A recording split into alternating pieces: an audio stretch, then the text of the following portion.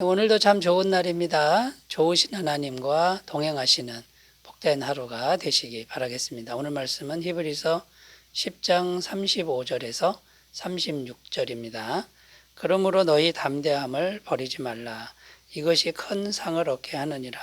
너희에게 인내가 필요함은 너희가 하나님의 뜻을 행한 후에 약속하신 것을 받기 위함이라. 아멘. 네, 오늘 말씀 36절 그 부분에 보면 약속하신 것을 받기 위함이라 이렇게 기록하고 있습니다. 무엇인가 하나님이 약속하신 것이 있는데 그것을 받게 하는 것이 하나님의 뜻이다. 이런 말씀이 됩니다. 그런데 하나님의 뜻이 분명할지라도 사람도 무엇인가 약속하신 것을 받기 위해서는 노력을 해야 된다라는 것이죠. 당시 상황이 굉장히 힘든 상황이었습니다. 엄청난 고난 가운데 있는 상황이었죠. 자, 하나님의 뜻은 약속하신 것을 주시는 것인데 받는 쪽에서도 마음의 준비를 잘 해야만 받을 수 있는 거 아니겠습니까? 그래서 이제 오늘 말씀의 내용은 사람이 해야 할 행위적인 노력 이런 차원이 아니고 성품에 관한 부분입니다. 성품을 어떻게 가꿔야 하는지, 그래서 약속하신 것을 받기 위한 사람의 성품들은 어떤 것이 있는지 이제 거기에 대해서 말씀을 주고 있는데 구체적으로 살펴보면서 은혜를 나누겠습니다. 약속을 받기 위한 첫 번째 성품은 오늘 성경 말씀에 보면 담대함이다 이렇게 기록하고 있습니다. 담대함을 버리지 말라 이렇게 말씀하고 있죠. 35절입니다. 그러므로 너희 담대함을 버리지 말라. 이것이 큰 상을 얻게 하느니라. 자, 이 말씀의 의미는 담대한 사람이 하늘에서 오는 큰 상을 받는다. 그러니까 믿음의 용기를 잊지 말아라. 이제 이런 말씀이 되는데요. 여기서 우리가 오해하지 말아야 할 게 있는데 이 담대함이라고 하는 이 마음은 크게 두 가지 차원이 있다라는 겁니다. 하나는 세상적 차원이고 또 하나는 성경적 차원인데요.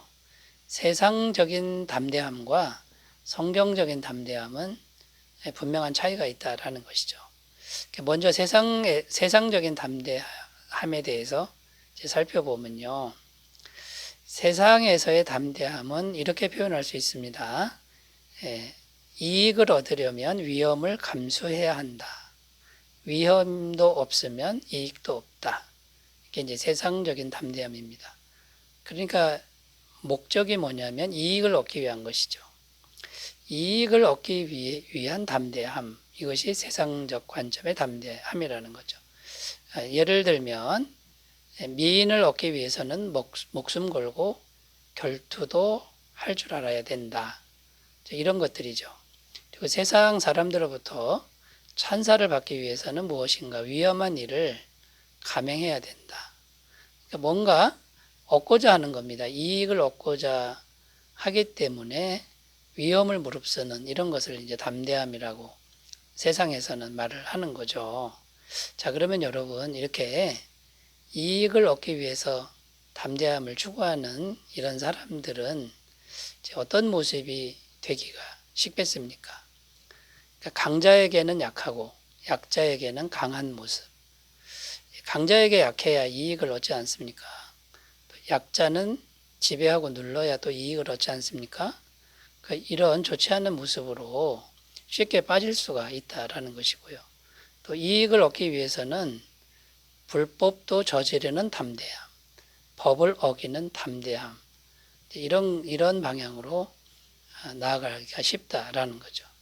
그런데 여러분, 성경적인 담대함은 이제 그런 것하고는 전혀 차원이 다르다는 것입니다. 이 성경적인 담대함은 예수 그리스도 그분을 믿고 신뢰하기 위한 담대함이다라는 겁니다.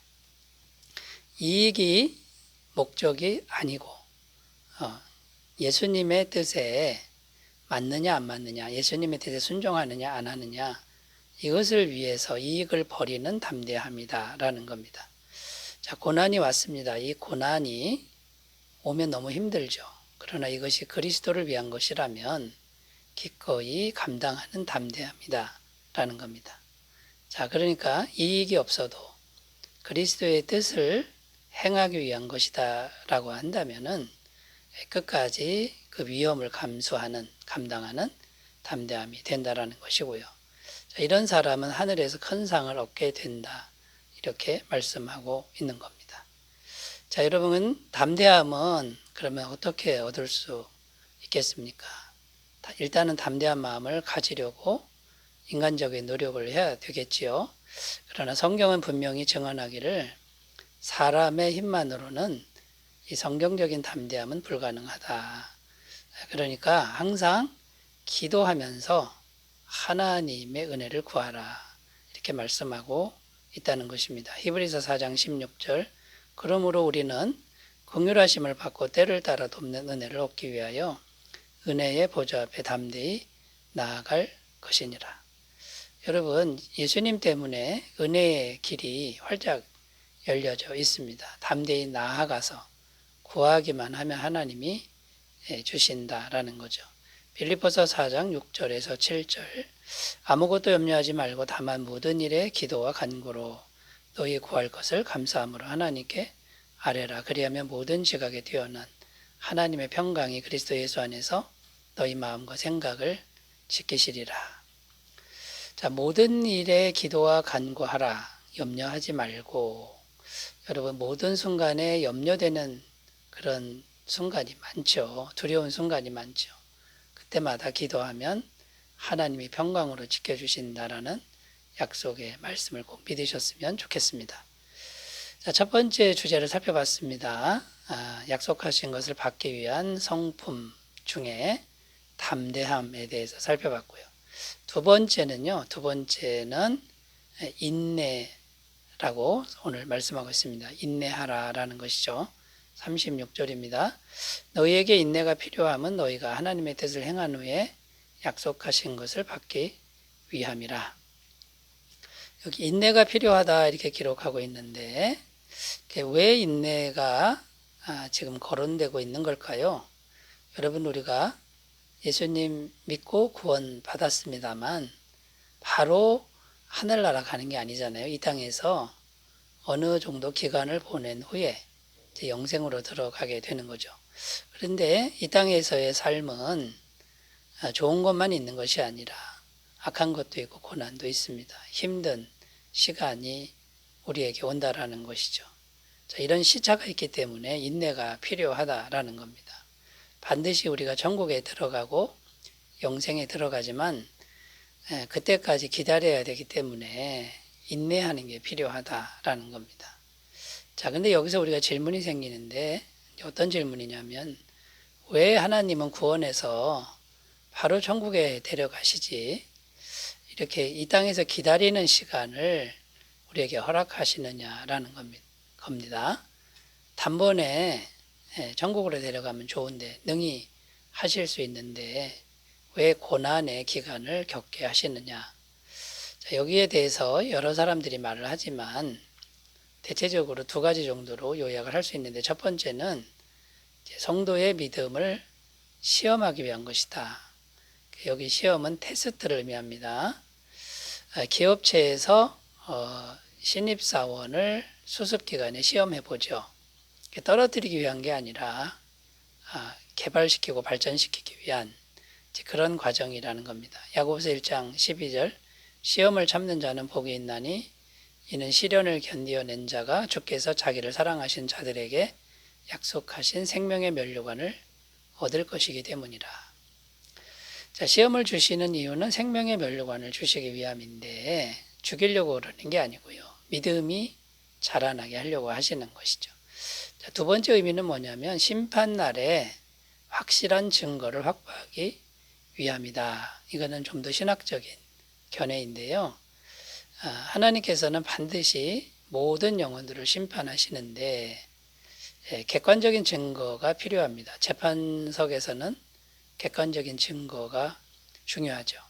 이 땅에서 우리가 살면서 당하는 고난, 그 고난 중에 우리가 보였던 믿음의 행동들, 또 예수님을 의지했던 그런 기억들, 이런 것들이 심판석에서 천국에 들어갈 증거 자료가 된다라는 겁니다.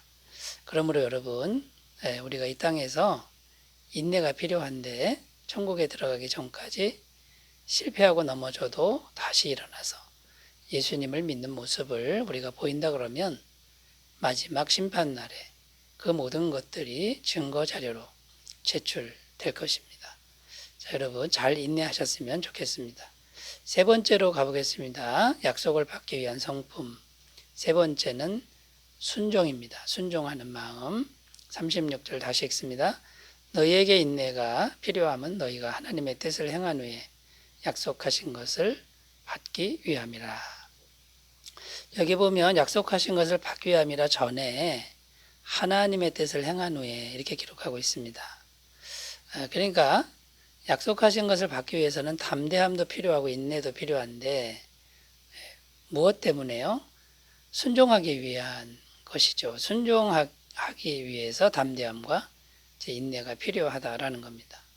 담대하고 인내가 있는데 순종하지 않는다 그러면 이건 아무 소용이 없다라는 것이죠. 자, 그러면 어떤 것에 순종해야 됩니까? 첫 번째는 복음에 대해서 순종해야 되겠죠. 예수님께 순종한다는 그런 의미인데 예수님을 믿으면 예수님이 죄를 영원히 사해 주시고 하나님의 자녀 만들어 주시고 영생을 날마다 공급해 주시고 천국을 유업으로 주신다. 이게 복음의 내용 아닙니까? 복음의 말씀에 순종하는 겁니다. 두 번째는 복음에 대한 순종을 말씀드렸을 때 이거는 인간의 행위를 더 이상 의지하지 않는 것에 대한 순종이다 라는 것입니다. 에베소서 2장 8절 9절 너희는 그 은혜에 의하여 믿음으로 말미암아 구원을 받았으니 이것은 너희에게서 난 것이 아니요 하나님의 선물이라. 행위에서 난 것이 아니니 이는 누구든지 자랑하지 못하게 함이라. 그러니까 여러분 순종은 복음에 대한 순종이고요. 자기 자신의 공로나 어떤 행위나 이런 것에 대한 순종은 이제 완전히 청산한다라는 것을 우리가 꼭 유념하셨으면 좋겠습니다. 그래서 오늘 말씀을 맺으면요.